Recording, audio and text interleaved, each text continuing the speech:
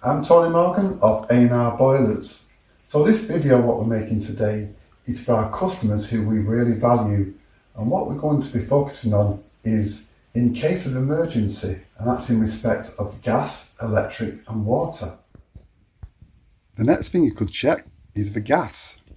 So you've got two reasons why you need to check the gas.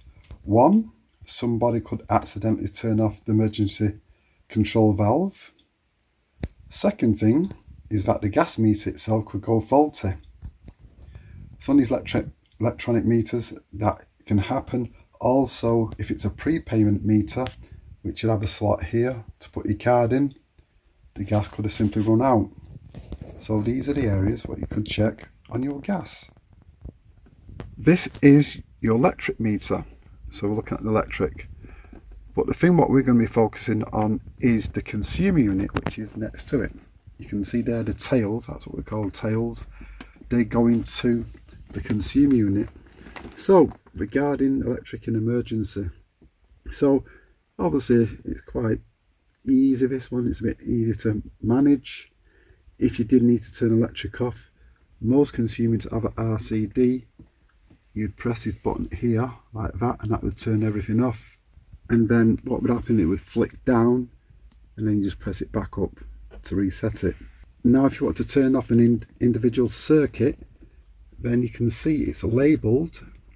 So a good electrician will put the labels on, as you can see, the various circuits, the lights, water heater, garage sockets, etc. And then you just isolate that particular circuit by just pressing down the specific circuit breaker, and that would turn off that circuit in emergency.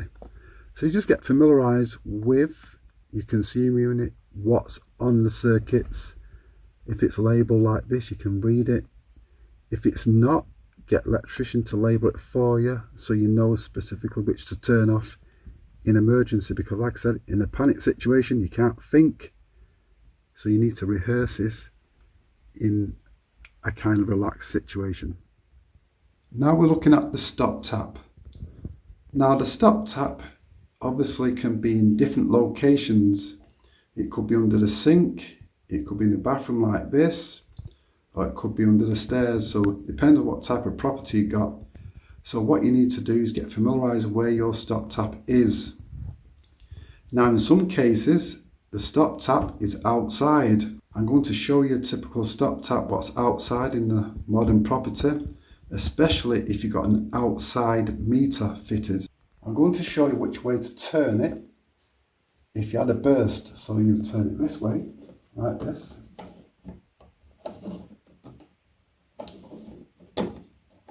So it's off now. So that's turned fully clockwise off.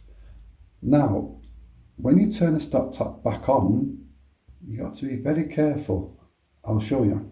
So you turn the opposite way, obviously.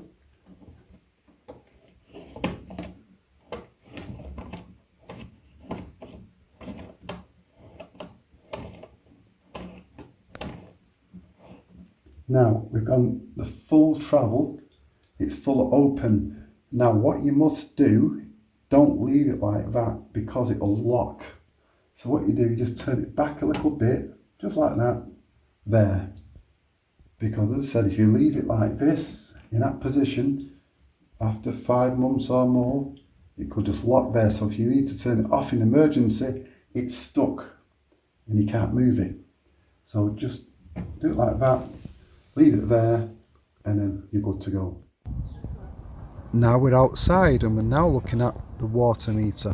So this is the cover. You can see it says water, it might be hard to read there. So we're going to open it up and get inside. If you look carefully you can see this little T-bar, which you can get my hand on it there. So it should have this, and what it does, that engages onto this part here. So you can see it's locked in on that T-bar. So you turn that the same way, clockwise, and then that'll turn off your water. So in a case of emergency, this is what you do. turn that, as I said, just the same way we did the stop tap inside, and that'll turn off your water. Also, when you turn it back on, same technique, open it fully, then just knock it back a little bit so it doesn't lock up, and then you're good to go. Okay guys, so that's the end of this video. So hopefully you learned a lot from that. So we covered the three areas for your gas, electric and water. Get familiarised how to turn them off, and then you won't be panicking in the case of emergency. So that's it from me, and I'll see you in the next video. Bye for now.